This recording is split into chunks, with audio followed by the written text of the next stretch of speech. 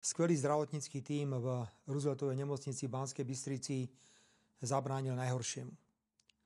Teraz sa už rovnako kvalitne, ambulantne o mňa stará nemocnica svätého Michala v Bratislave.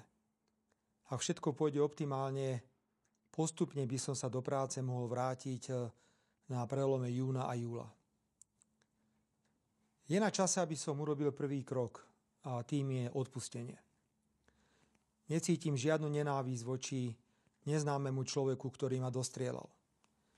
Nebudem voči nemu vyvíjať žiadne aktívne právne kroky ani žiadať náhradu škody.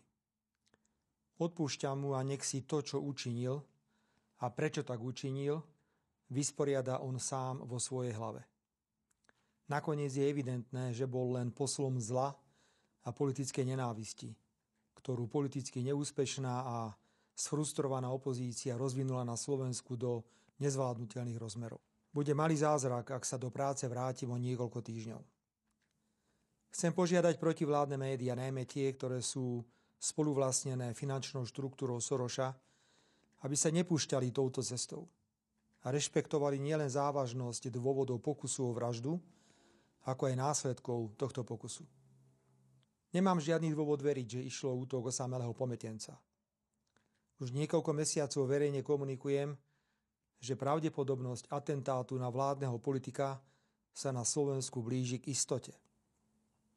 Hovoril som to verejne v médiách a na tlačových konferenciách. Povedal som to všetkým veľvyslancom krajín Európskej únie a NATO na Slovensku. Tému som otváral aj na viacerých bilaterálnych stretnutiach s mojimi partnermi. Pred niekoľkými týždňami som na rokovaní vlády dokonca požiadal ministrov, aby nechodili do davu. Nie, nemal som žiadnu spravodajskú informáciu. Ale moje skúsenosti z 32-ročného pôsobenia v politike ma varovali.